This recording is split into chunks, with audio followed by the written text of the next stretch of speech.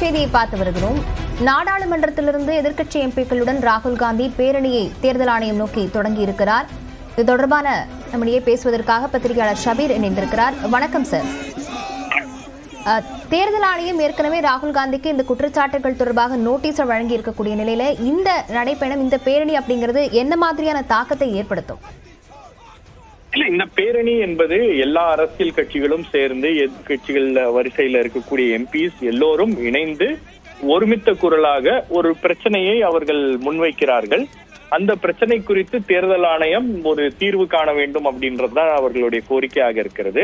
தேர்தல் ஆணையம் ஒருதலை பட்சமாக செயல்படுகிறது. தேர்தல் ஆணையத்துடைய நடவடிக்கைகள் சந்தேகத்தை ஏற்படுத்துகிறது. தேர்தல் ஆணையத்துடைய நடவடிக்கைகளின் மூலமாக ஒரு கட்சிக்கு மட்டும் சாதகமான ஒரு சூழலை ஏற்படுத்துகிறார்கள் அப்படின்ற அந்த குற்றச்சாட்டு தான் ராகுல் காந்தி வச்சிருக்காரு. அது ஒட்டுமொத்தமாக இதுவரை ஒரு குற்றச்சாட்டாகவே இருந்தது. தற்போது அவருடைய ரிசர்ச் மூலமாக அவருடைய கட்சிக்காரங்க சேர்ந்து பெங்களூர்ல இருக்கக்கூடிய மகாதேவ்புரா தொகுதியில மட்டும் எப்படி இந்த வாக்காளர் பட்டியல்ல பல்வேறு முறைகேடுகள் இருக்கிறது, 5 விதமான முறைகேடுகளை அவர்கள் வெளியிட்டிருக்கிறார்கள்.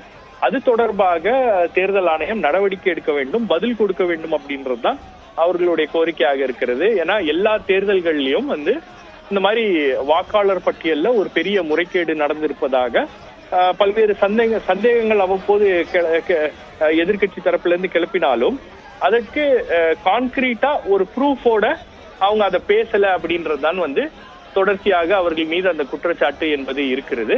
தற்போது அந்த குற்றச்சாட்டுகளை நிரூபிக்கும் வகையில அவங்க அந்த வாக்காளர் பட்டியல்ல என்னென்ன மாதிரியான முறைகேடுகள் எல்லாம் நடக்கிறது, 5 விதத்துல முறைகேடுகள் நடக்கிறது, போலி வாக்காளர்களை இணைக்கிறாங்க. அதே மாதிரி ஒரு வாக்காளருக்கு 4 மாநிலங்கள்ல அவருக்கு வாக்கு செலுத்துவதற்கான ஒரு இது இருக்கிறது. அவர் 4 மாநிலங்கள்ல வாக்காளராக இருக்கிறார் அப்படின்னு சொல்லிட்டு அந்த விஷயங்களை வெளிப்படுத்தி இருக்கிறார். அது மட்டும் இல்லாம சில வாக்காளர்கள் ஒரு வீட்டுல 80 வாக்காளர் இருப்பதுக்குள்ள தேர்தல் அந்த வாக்காளர் பட்டியல்ல அந்த விஷயங்கள்லாம் இருக்கு அப்படின்னு எல்லாத்தையும் பிரித்து அதை ஆதாரப்பூர்வமாக ராகுல் காந்தி நிரூபித்திருக்கிறார். இது தொடர்பாக ராகுல் காந்தி ஒட்டுமொத்த எதிர்கட்சி தலைவர்களையும் ஒன்று கூட்டி அவர்களிடமும் இந்த பிரச்சனைகள் எல்லாம் விலக்கி இருப்பதன் மூலமாக இது ஒரு கூட்டு நடவடிக்கையாக இதை முன்னெடுக்கிறார். ஏன்னா தேர்தல் முறைகேடுகள் அப்படின்றது ஒரு வழக்காக போட்டா அது எவ்வளவு ஆண்டு காலம் ஆகும் அப்படின்னு தெரியாது. பட் எலெக்ஷன் கமிஷன் மேல ஒரு பிரஷரை கொடுக்கணும் அப்படின்ற நோக்கத்துல தற்போது இந்த முயற்சிகளை காங்கிரஸ் கட்சி எடுத்திருக்கிறது. அதுல பல்வேறு அரசியல் கட்சிகளும் இணைந்திருக்கிறார்கள். குறிப்பாக இன்று தமிழக முதலமைச்சரும் இந்த வாக்காளர் பட்டியல்ல நடந்திருக்கக்கூடிய முறைகேடுகள் எல்லாம் ஜனநாயகத்துக்கே ஒரு மிகப்பெரிய ஆபத்து என்ற அடிப்படையில அவரும் இதற்கு குரல் கொடுத்திருக்கிறார். அப்படின்னும் போது பல்வேறு மாநிலங்கள்ல இருக்கக்கூடிய எதிர்கட்சிகளை எல்லாம் சேர்ந்து எலெக்ஷன் கமிஷன் மீது ஒரு அழுத்தத்தை கொடுக்கிறார்கள்.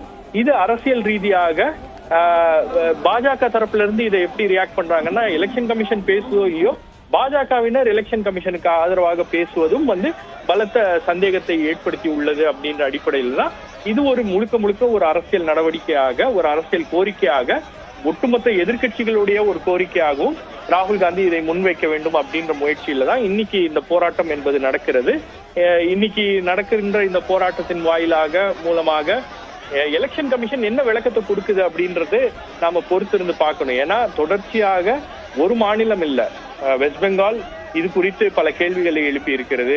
அதுக்கப்புறம் கர்நாடகாவில் வாக்காளர் பட்டியல்ல ஒரு பெரிய முறைகேடு இருக்கிறது அப்படின்னு அங்க இருக்கக்கூடிய காங்கிரஸ் கட்சிகள் மற்றும் பல கட்சிகள் எல்லாம் அதையும் கோரிக்கையாக வைத்திருக்கிறார்கள். ஸோ பீகார்ல ஒரு மிகப்பெரிய குளறுபடி என்பது இருக்கிறது. அந்த SIR அப்படின்ற ஒரு நடவடிக்கை, ஸ்பெஷல் இன்டென்சிவ் ரிவிஷன் அப்படின்ற நடவடிக்கையின் மூலமாக வாக்காளர்களை இவங்க டிலீட் பண்றாங்க. அதே மாதிரி தமிழகத்துல அண்மை காலத்துல வந்த ஒரு செய்தி, பத்திரிகைகள் வாயிலாக வந்த அந்த செய்தி என்னன்னா, பீகாரில் இருக்கக்கூடிய வசிக்கக்கூடிய நபர்கள் எல்லாம் தமிழ்நாட்டுல பணியாற்றுறாங்க, அந்த மாதிரி 6 லட்சம் பேரை நாங்க இன்க்ளூட் பண்றோம் இங்க அப்படின்ற ஒரு செய்தி என்பது வந்திருக்கிறது. எலெக்ஷன் கமிஷன் அதை மறுத்திருந்தாலும் அது பல்வேறு கேள்விகளையும் பல்வேறு சந்தேகங்களையும் எழுப்பி இருக்கிறது. இன்னொன்னு, ஒரு வாக்காளர் பட்டியலை உட்கார்ந்து அதை சரிபார்த்து இந்த விஷயங்கள் அதுல இருக்கக்கூடிய குளறுபடிகள் எல்லாம் வெளியிடுவது அப்படின்றது ஒரு சாதாரண விஷயம் கிடையாது. அது ஒரு மிகப்பெரிய வேலை.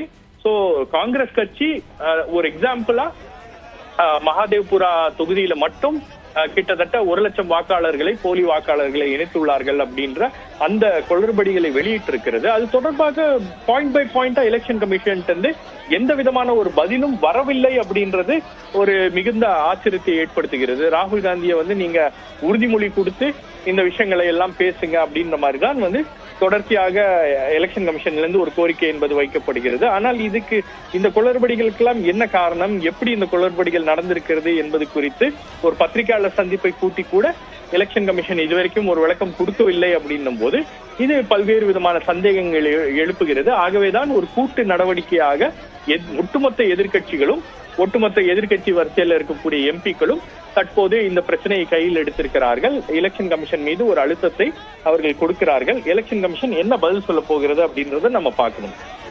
இணைப்பில் உங்கள் கருத்துக்களை பகிர்ந்து கொண்டமைக்கு நன்றி திரு ஷபீர்.